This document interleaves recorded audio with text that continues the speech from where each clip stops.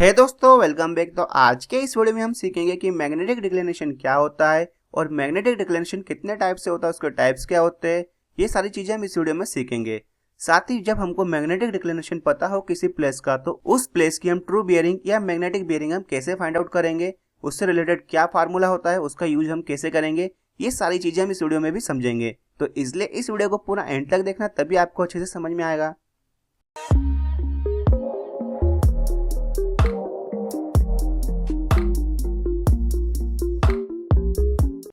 तो अभी हम इस वीडियो को कंटिन्यू करते हैं और सबसे पहले हम समझ लेते हैं मैग्नेटिक डिक्लिनेशन की एक शॉर्ट डेफिनेशन। तो मैग्नेटिक डिक्लिनेशन को हम कैसे डिफाइन करेंगे? जो हमारी मैग्नेटिक मेरिडियन होती है वो हमारी ट्रू मेरिडियन के साथ जो हॉरिजॉन्टल एंगल बनाती है, तो उसी एंगल को हम क्या बोलते हैं, उसका मैग्नेटिक डिक्लिनेशन, या उसको हम सिंपली क्या बोल सकते हैं, डिक्लिनेशन बोल सकते हैं। तो इसकी डेफिनेशन को मैंने यहाँ पे नोट डाउन किया हुआ है, उसे भी हम एक बार पढ़ लेते हैं। The magnetic meridian and the true meridian at a place generally do not coincide. मतलब जो हमारी मैग्नेटिक मेरिडियन होगी और जो हमारी ट्रू मेरिडियन होगी वो जनरली एक दूसरे के ऊपर मतलब एग्जैक्ट तो आएंगी नहीं, उनके बीच में कुछ ना कुछ डिफरेंस होगा। जो हमारा ट्रू नॉर्थ होता है वो हमें किससे पता चलता है? ट्रू मेरिडियन से पता चलता है।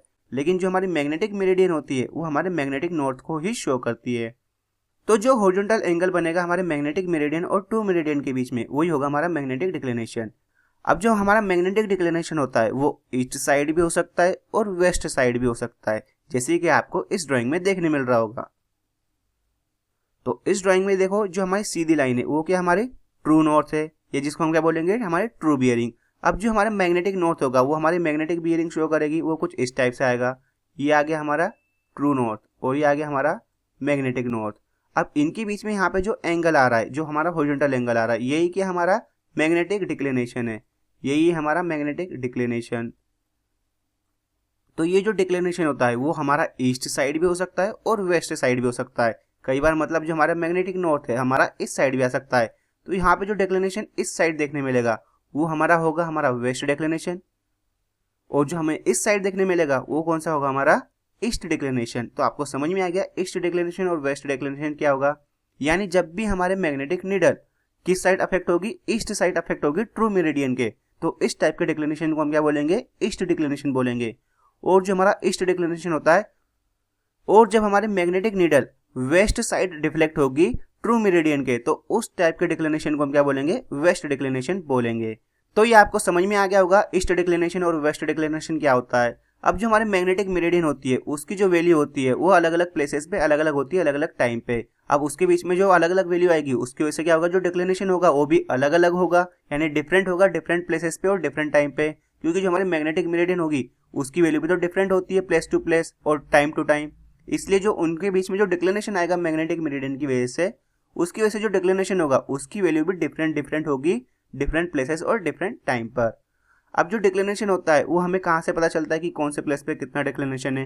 तो इसके लिए क्या होता है, जो हमारी गवर्नमेंट एजेंसीज होती है वो टाइम टू टाइम क्या करती है, एक चार्ट पब्लिश करती है। तो उस चार्ट को क्या बोलते हैं, आइसोजोनिक चार्ट बोलते हैं। तो अब जो आइसोजोनिक चार्ट्स होते हैं उसके अंदर हमें कौन सी लाइन दिखाई जाती है, आइसोजोनिक लाइंस दिखाई जाती है। तो यहाँ पे एक शॉर्ट टॉपिक है, आइसोजोनिक लाइंस और अजोनिक लाइंस क्या होती है, तो उन्हें भी मैं आपको समझा देता हूँ, मे भी आपके लिए फ्यूचर में हेल्पफुल हो। तो आइसोजोनिक लाइंस को हम कैसे डिफाइन करेंगे, उसकी डेफिनेशन मैंने यहाँ पे लिखी हुई है। The lines joining the places of equal declination at the same time are the called isogonic lines. यानी ऐसी लाइन जो हमारे जो प्लेसेस को ज्वाइन करेंगे लेकिन उनके बीच में जो डिक्लिनेशन होगा वो इक्वली होगा और सेम होगा सेम टाइम के लिए, तो उस टाइप की लाइंस को हम क्या बोलेंगे, आइसोजोनिक लाइंस। अब जो इन लाइंस को शो करने के लिए जो हम चार्ट प्रिपेयर करेंगे उसी चार्ट को हम क्या बोलेंगे, आइसोजोनिक चार्ट्स बोलेंगे। और इस चार्ट को कौन पब्लिश करता है, गवर्नमेंट एजेंसीज पब्लिश करती है इन चार्ट्स को टाइम टू टाइम, मतलब एक टाइम इंटरवल पे। अब ऐसा क्यों करते हो टाइम टू टाइम, एक ही बार में क्यों नहीं कर सकते? क्योंकि जो हमारा डिक्लिनेशन होता है वो टाइम टू टाइम चेंज होते रहता है। अब जो डिक्लिनेशन आता है वो कितने टाइप का होता है उन्हें भी हम आगे समझेंगे। अब आपको आइसोजोनिक लाइंस तो समझ में आ गई, अब अजोनिक लाइंस क्या होती है उन्हें भी हम समझ लेते हैं। तो जैसे कि यहाँ पे आइसोजोनिक लाइंस में हमने देखा कि जो हमारी लाइंस आ रही है उनके बीच में जो डिक्लिनेशन है वो इक्वल है, इसलिए वो आइसोजोनिक है। लेकिन अजोनिक लाइंस में क्या होता है, जो हमारी लाइंस आएंगी ज्वाइन करेंगी उनके बीच में जो डिक्लिनेशन आएगा एकदम जीरो होगा, यानी जो हमारी मैग्नेटिक नॉर्थ आएगा एकदम ट्रू नॉर्थ के ऊपर कोइंसाइड होके आएगा। यानी इसका मतलब क्या होगा, जो हमारा मैग्नेटिक मेरिडियन रहेगा वो ट्रू मेरिडियन के ऊपर कोइंसाइड होगा, तभी तो उनके बीच में जो डिक्लिनेशन है वो जीरो है। तो इस टाइप की लाइंस को हम क्या बोलेंगे, अजोनिक लाइंस बोलेंगे। तो आपको समझ में आ गया होगा कि आइसोजेनिक लाइंस और अजोनिक लाइंस क्या है। अब नेक्स्ट हम समझ लेते हैं कि जो हमारा मैग्नेटिक डिक्लिनेशन होता है वो कितने टाइप से होता है। तो जो मैग्नेटिक डिक्लिनेशन होता है वो डिफरेंट प्लेस पे डिफरेंट टाइप पर डिफरेंट होता है। तो उनको किस टाइप से क्लासिफाइड किया है वो भी हम समझ लेते हैं। तो इसको हम दो ग्रुप में क्लासिफाई करते हैं, एकदम रेगुलर और पीरियडिक वेरिएशन, यानी जो टाइम टू टाइम एकदम रेगुलरली होता है कि इतने टाइम पे इतना ही डिक्लिनेशन होगा। और एक होगा हमारा इरेगुलर वेरिएशन, यानी जो मैग्नेटिक डिक्लिनेशन होगा वो इरेगुलर होगा।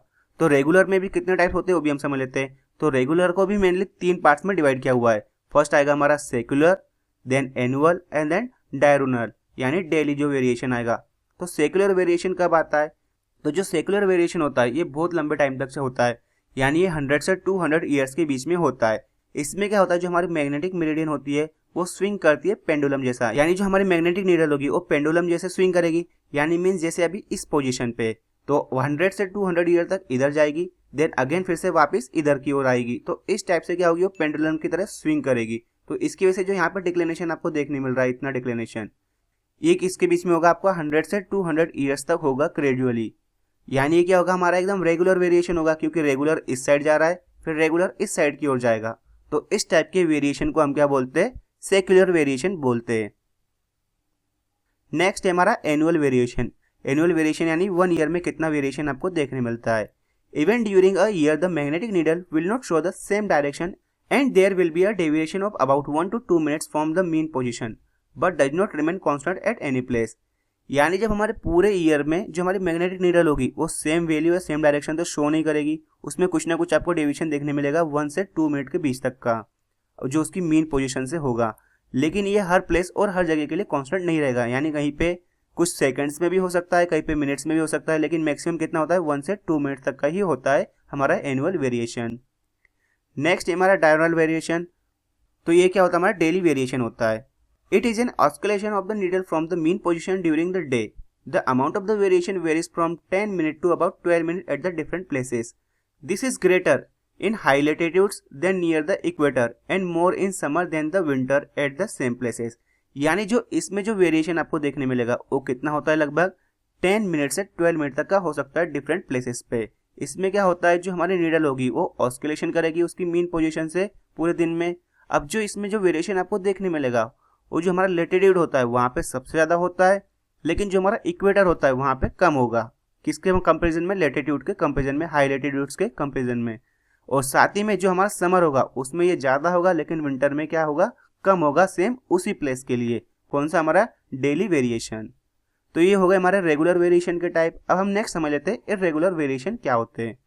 अब जो इरेगुलर वेरिएशन क्या होंगे, जो हमारे नेचर्स की वजह से जो अफेक्ट आएगा उस टाइप के वेरिएशन होंगे हमारे इरेगुलर। क्योंकि जो नेचुरल एक्ट्स होंगे जैसे अर्थक्वेक, स्टॉर्म्स, वो क्या होंगे, वो इरेगुलर टाइम पे आते हैं। रेगुलरली मतलब एक डे पर्टिकुलर टाइम पे उनका कोई फिक्स नहीं होता है कि इसी दिन अर्थक्वेक आएगा या इसी दिन स्टॉर्म आएगा, तो उसकी वजह से इस दिन पे इतना वेरिएशन आएगा। ये क्या होते हैं, इरेगुलर, क्योंकि इनका कोई फिक्स टाइम नहीं होता है। This are caused by magnetic storms such as earthquake or volcanic eruption and their amount may be even 1 degree or 2 degree at a time। यानी जब भी आपको इस टाइप के नेचर के एक्ट्स देखने मिलेंगे, जैसे अर्थक्वेक हो गया, मैग्नेटिक स्टॉर्म्स हो गए या वॉल्केनिक एरप्शन, उसकी वजह से क्या होगा, आपको मैग्नेटिक वेरिएशन देखने मिलेगा 1 डिग्री से 2 डिग्री के बीच में उसी टाइम पे, जब आपको ये सारे कॉजेज या ये सारे एक्ट्स देखने मिलेंगे। अब जो हमारा मैग्नेटिक डिक्लिनेशन होता है उससे हम कैसे पता करेंगे कि जो हमारी मैग्नेटिक बियरिंग है उससे हम ट्रू बियरिंग कैसे पता करेंगे, उसका फार्मूला क्या होता है। तो उसका फार्मूला ये होता है, true bearing is equals to magnetic bearing plus minus declination at east और डिक्लिनेशन एट वेस्ट। यानी हम प्लस कब करते हैं, जब हमारा डिक्लिनेशन ईस्ट साइड में होगा, जब हम क्या करेंगे, प्लस करते हैं। और जब हमारा डिक्लिनेशन वेस्ट साइड में होगा तो हम क्या करेंगे, माइनस करेंगे। किसके लिए, जब हम मैग्नेटिक बियरिंग से ट्रू बियरिंग फाइंड आउट करेंगे। लेकिन जब हम ट्रू बियरिंग से मैग्नेटिक बियरिंग फाइंड आउट करेंगे तो इसका क्या हो जाएगा, अपोजिट। जब हम ट्रू बियरिंग में से क्या माइनस करेंगे, ईस्ट डिक्लिनेशन और वेस्ट डिक्लिनेशन को ऐड करेंगे for finding out magnetic bearing. अब जो ये वाला फार्मूला है ये कब अप्लाई होगा, जब हमारे सारी बियरिंग्स किस में हो, WCB सिस्टम में, यानी होल सर्कल बियरिंग सिस्टम में गिवन हो, तभी हम इस फार्मूले का यूज कर सकते हैं। या अगर हमको क्यूबिक सिस्टम में बियरिंग्स गिवन है तो हमारा सबसे पहले काम क्या होगा कि उन्हें हम WCB में चेंज करें और देन हम इसमें वैल्यू पुट करेंगे इस फार्मूले में। अब यहाँ पे जो हम डिक्लिनेशन ईस्ट में आता है उसे हम प्लस ही क्यों करते हैं और वेस्ट वाले को माइनस क्यों करते हैं, तो उसे भी हम समझ लेते हैं। तो जैसे फॉर एग्जांपल के लिए मैंने यहाँ पे क्या किया, एक लाइन ड्रॉ करी है। ये लाइन क्या है, मेरी ट्रू नॉर्थ है, यानी हमारी क्या आ गई है, ट्रू मेरिडियन आ गया। इसको मैंने यहाँ पे टी नाम दे दिया। अब जो हमारा मैग्नेटिक डिक्लिनेशन है, मान लो कि जो हमारी मैग्नेटिक बियरिंग आ रही है, जो हमारा मैग्नेटिक मेरिडियन आ रहा है वो इस साइड आ रहा है। अब जो इस साइड आ रहा है मतलब वही क्या हो गया, हमारा ईस्ट साइड हो गया। तो यहाँ पे जो डिक्लिनेशन आएगा इन दोनों के बीच में, वो हमारा कौन सा डिक्लिनेशन होगा, ईस्ट डिक्लिनेशन होगा। अब मान लेते हैं कि जो मेरी लाइन ए बी है, इस लाइन को मैं ए बी मानूंगा दोनों कंडीशन में। अब यहाँ पे जो हमारी बियरिंग बनेगी वो कैसे बनेगी, ये हमारी बियरिंग इस टाइप से कैलकुलेट करेंगे हम, क्योंकि ये आ गई हमारी मैग्नेटिक बियरिंग। और जो हमें ट्रू बियरिंग आएगी वो हमें कहाँ से मिलेगी, ट्रू नॉर्थ से मिलेगी ए बी लाइन के बीच में। तो यहाँ पे देखो ये हमारी क्या है, मैग्नेटिक बियरिंग है। इसको हमने क्या माना, मैग्नेटिक बियरिंग मानी हमारी इसके बीच में। जो हमारे मैग्नेटिक नॉर्थ से जो हमारी ए बी लाइन पे बियरिंग बनेगी वो क्या होगी, हमारी मैग्नेटिक बियरिंग। और यहाँ पे जो हमारा डिक्लिनेशन है उसको मैं क्या बोल रहा हूँ, हमारा ईस्ट डिक्लिनेशन बोल रहा हूँ। तो इस केस में क्या हो रहा है, ये हमारी बियरिंग में हम ईस्ट डिक्लिनेशन ऐड करेंगे तभी तो हमको ट्रू बियरिंग मिलेगी, तभी तो हमको ये वाली वैल्यू मिलेगी ना, पूरी ट्रू बियरिंग। यहाँ पे जो डिक्लिनेशन होगा और जो हमारी मैग्नेटिक बियरिंग होगी उन दोनों के समीशन से हमको क्या मिलेगा, ट्रू बियरिंग। इसलिए जब भी हमारा डिक्लिनेशन ईस्ट साइड में होगा तो हम क्या करते हैं, मैग्नेटिक बियरिंग में उस डिक्लिनेशन को प्लस करते हैं, तभी हमें ट्रू बियरिंग मिलती है। अब मान लो कि जो हमारा डिक्लिनेशन है वो वेस्ट साइड में, मतलब ईस्ट साइड में डिक्लिनेशन हो रहा है। लाइन अभी भी मेरी कौन सी है, यही वाली है, same to same A B. तो अब यहाँ पे जो डिक्लिनेशन आएगा वो कौन सा आएगा डिक्लिनेशन, यहाँ पे जो डिक्लिनेशन देखने मिलेगा आपको वो देखने मिलेगा हमारा वेस्ट साइड में। इधर हमारा आ गया वेस्ट साइड, और ये कौन सा डिक्लिनेशन आ गया, वेस्ट डिक्लिनेशन। अब इस लाइन के साथ जो हमारे मैग्नेटिक बियरिंग बनेगी वो कैसी बनेगी हमारी, ये यहाँ से मेजर होती है क्योंकि क्लॉकवाइज डायरेक्शन में मेजर होगी। आपको हमेशा याद रखना है कि सारी बियरिंग्स किस में होगी, क्लॉकवाइज डायरेक्शन में ही मेजर होंगी। और यहाँ पे मैंने लिखा भी है क्योंकि ये फार्मूला कब वर्क करेगा, जब हमारी सारी चीज़ें किस में हो, WCB सिस्टम में हो। तो यानी इस मैग्नेटिक बियरिंग से ये जो हमारा मैग्नेटिक नॉर्थ आ रहा अभी वेस्ट साइड में, ये यहाँ से यहाँ तक आ गई हमारी मैग्नेटिक बियरिंग। लेकिन जो हमारा ट्रू नॉर्थ है वो तो यहाँ पे है। अब यहाँ से यहाँ तक कि हमको बियरिंग फाइंड आउट करनी है तो ये तो होगी हमारी ट्रू बियरिंग। लेकिन यहाँ पे जो डिक्लिनेशन आ रहा है वो हमारा कौन सा डिक्लिनेशन है, वेस्ट डिक्लिनेशन। तो हम क्या करेंगे, जो हमारे टोटल यहाँ से यहाँ तक की मैग्नेटिक बियरिंग है उसमें से हम क्या करेंगे, ये वेस्ट डिक्लिनेशन को हम माइनस करेंगे, तो हमें मिल जाएगी यहाँ से यहाँ तक की ट्रू बियरिंग। कब, जब हमारा डिक्लिनेशन वेस्ट साइड हो। तो इसलिए हम क्या करते हैं, वेस्ट डिक्लिनेशन को माइनस करते हैं हम मैग्नेटिक बियरिंग में से। तो अब आपको समझ में आ गया कि हम वेस्ट डिक्लिनेशन को क्यू माइनस करते हैं और ईस्ट डिक्लिनेशन को क्यू प्लस करते हैं। तो इससे रिलेटेड यहाँ पे मैंने एक इमेज भी यूज़ की है जो कि आपको यहाँ पे देखने मिल रही होगी, जिससे कि आपको और अच्छे से क्लियर हो जाएगा कि इसको हम क्यू ऐड करते हैं और इसको क्यू माइनस करते हैं। देखिए ये आ गई हमारी मैग्नेटिक बियरिंग इतनी, ये लाइन से, और ये आ गई हमारा मैग्नेटिक डिक्लिनेशन। और जो हमारी ट्रू बियरिंग आएगी वो कैसे आएगी, इस लाइन से ट्रू नॉर्थ के बीच में। तो हमको डिक्लिनेशन पता है, मैग्नेटिक बियरिंग पता है, तो दोनों को प्लस कर देंगे।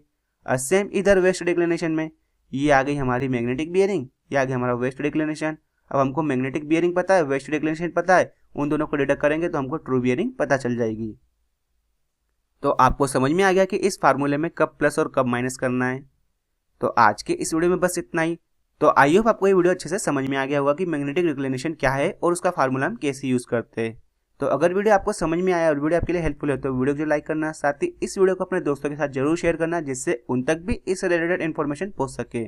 इसके अलावा अगर आप हमारे चैनल पर नए हो तो चैनल को जरूर सब्सक्राइब करना और साथ में बेल का आइकन प्रेस कर देना, जिससे कि आपको आने वाली वीडियोज़ की नोटिफिकेशन मिल सके। तो मिलते हैं नेक्स्ट वीडियो में, जिसमें हम सीखेंगे कि लोकल अट्रैक्शन को कैसे एलिमिनेट किया जाए, उसकी कौन कौन सी मेथड होती है। तो जब तक आप सभी अपना ध्यान रखना। Thank you so much.